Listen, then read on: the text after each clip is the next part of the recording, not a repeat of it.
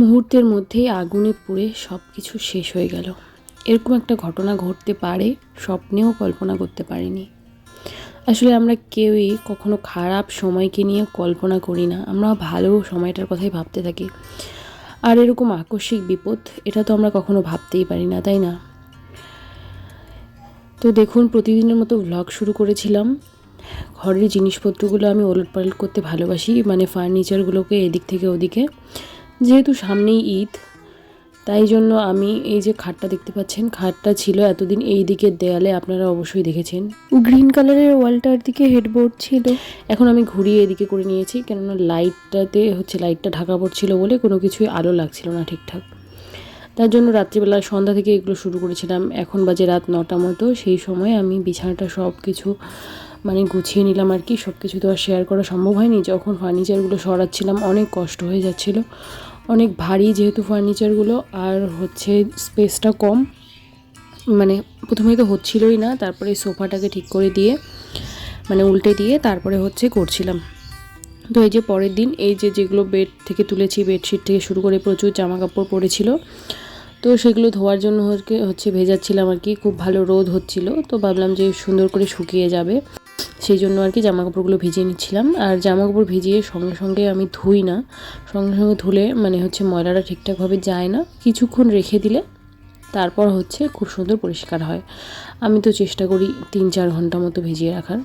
তো আজকে অতক্ষণ সময় ছিল না, আর ওই বালতিটাতে সবগুলো কাপড় আটলো না। তার জন্য এই বালতিটাতে আরেকটু সার্ফ দিয়ে আর নতুন করে আর কিছু কাপড় ভেজাবো। এই দিন ভাবছিলাম যে খুব সুন্দর করে ভ্লগটা শেয়ার করব, সকাল থেকে একদম সব কিছু। আমার তো সাধারণত এরকম ভ্লগ শেয়ার করা হয় না, কেননা বাইরে ক্যামেরা নিয়ে যেতে লজ্জা লাগতো। তো আজকে ভাবলাম যে না, যেহেতু ভ্লগিং শুরু করেছি, তো না, আমি A to Z সব কিছু শেয়ার করবো। আর এখন থেকে রেগুলার সুন্দর ভিডিও দেবো। অনেক দিন থেকে রেগুলার ভিডিও দেওয়া হচ্ছে না। তো এরকম একটা সুন্দর খুশি খুশি মন নিয়ে ভিডিও শ্যুট করছিলাম, সব কিছু করছিলাম। মনে অনেক আনন্দ নিয়ে, সাহস নিয়ে, সব কিছু নিয়ে আমি ভিডিও শ্যুট করছিলাম। এই যে বাসনগুলো প্রচুর বাসন জমে গেছিলো। ভাবলাম যে না, আজকে সব শেয়ার করবো, বাসন মাজা, ধোয়া। অন্যদিন তো এইভাবে শেয়ার করা হয় না।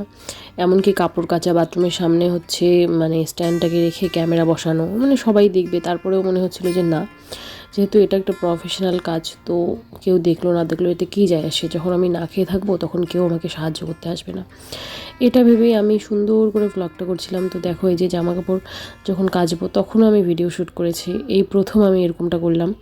এই যে বাড়ির ভিতরে কিছু জামা কাপড় মেলে, বড় বড় যেগুলো আর কি কী বলে, বেডশিটগুলো আছে, সেগুলো আর কি দিলাম। এই যে এই ছোটো বেডটার বেডশিটটা ওটা ছিল, ওটাও কেচে দিয়েছি। এবার ভাবলাম যে এই যে তোষকটা একটু শুকিয়ে নেই। তোষকটা কেমন যেন গেছে, হয়ে গেছে। এটা আমার রান্নাঘরের আর কি বেড, ছোটো।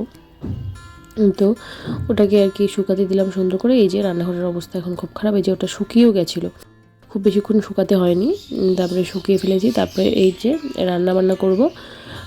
সজনে ডাঁটা নিয়ে এসেছিলো রাত্রিবেলা, তবে এই সজনে ডাঁটাগুলো না এতটাই সরু, কি বলবো, তবে হ্যাঁ, এর থেকে একটু সরু হলেও হতো, আমি ভাজা করতে পারতাম। আর এর থেকে হালকা একটু মোটা হতে পারতো, তাহলে চচ্চড়ি করা যেত। এটা পুরোই মাঝামাঝি একটা, এটা দিয়ে কি করব আমি ভেবেই পাচ্ছিলাম না। যখন এর খোসাগুলো ছাড়াচ্ছিলাম, পুরো অর্ধেক ভেতর থেকে বেরিয়ে চলে আসছিল, এত কষ্ট হচ্ছিল এগুলো করতে। যাই হোক, করে নিলাম তারপরে সাবধানে। আর এইদিকে তো ভাত বসিয়ে দিয়েছিলাম। এই যে ভাত মোটামুটি অনেকটা হয়ে এসছে।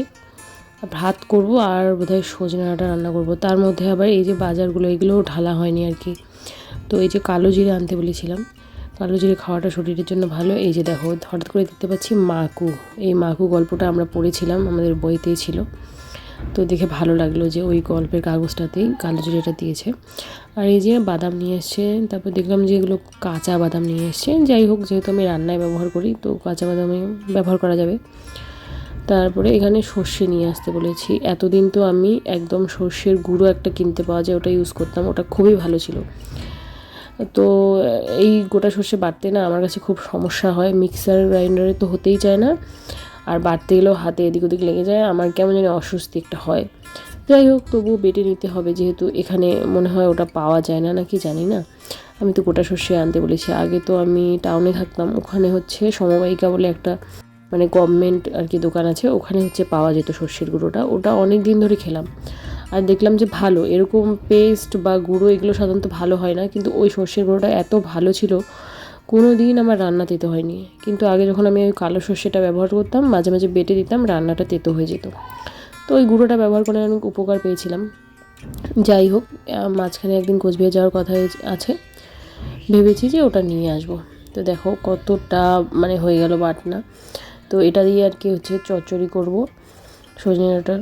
এটা খেতে আমার খুব ভালো লাগে। তবে হ্যাঁ, সজনে ডাঁটা আলু টমেটো দিয়ে খেলেও কিন্তু ভালো লাগে, কিন্তু এখন যেহেতু টমেটোটা নেই আপাতত বাড়িতে, তার জন্য ভাবলাম যে না, আজকে হচ্ছে এভাবেই সর্ষে বাটা দিয়ে চচ্চড়ি করে খেতে ভালো লাগে। খেতে কিন্তু সত্যি ভালোই হয়েছিল, খারাপ হয়নি, রান্নাটা খুব সুন্দর হয়েছিল। দেখে হয়তো তোমরা একটু একটু বুঝতেই পারছো যে কত ভালো হয়। তোমরা চাইলে একবার এইভাবে রান্না করে দেখতে পারো, বাদাম সর্ষে সব কিছু দিয়ে। আর সর্ষেটা বাটার সময় একটু কাঁচা লঙ্কা আর লবণ দিলে সর্ষেটা ভালো হয়, অন্য অন্য অনেক ভিডিওতে দেখেছি, আর ওভাবে করেছি, ভালোই হয়েছে।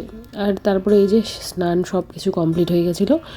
তারপরে হচ্ছে এই যে আমি খেতে বসবো, তার জন্য হচ্ছে এই যে ডিমটা ভেজে নিচ্ছিলাম, মানে ডিম ভাজলাম না আর কি, ডিমের পোচ করে নিচ্ছিলাম আর কি। কেননা আমার এত ক্লান্ত লাগছিল যে ডিমের যে অমলেটটা করব সেটা করারও আর শক্তি পাচ্ছিলাম না। আর এই যে তারপরেই এই ভয়ানক ঘটনা, কি বলবো তোমাদেরকে। হ্যাঁ, এটা আমার সাথে হয়নি, কিন্তু যার সাথে হয়েছে তার সাথে হওয়া আর আমার সাথে হওয়া একই। কারণ আমার বেস্ট ফ্রেন্ড, আমার বান্ধবীর সাথে এটা হয়েছে। ওরা কলকাতায় একটা ফ্ল্যাটে ভাড়া থাকতো, তো সেখানে হঠাৎ করে এভাবে আগুন লেগে যায়। মানে এটা যখন ও আমাকে পাঠিয়েছে, আমার ভেতরটা ফেটে যাচ্ছিলো যে কী হলো, মেয়েটা ঠিক আছে তো। তবে আলহামদুলিল্লাহ ও ওর হাজব্যান্ড ওরা দুজনেই ঠিক আছে, আর ওদের ডকুমেন্টগুলো পুড়ে যায়নি, কিন্তু তাছাড়া যা কিছু ছিল সব কিছু পুড়ে গেছে। আর সামান্য কিছু অসাবধানতার কারণে পাশে একটা টায়ারের ফ্যাক্টরি ছিল, সেখানে নাকি রোজ টায়ার পোড়ানো হতো, আর সেই টায়ারের আগুন বাতাসে এসে লেগেছে। মানুষ কতটা ইরেসপন্সিবল হলে এরকম করে টায়ার পোড়াতে পারে যে অন্যের এত বড় বিপদ ডেকে আনে।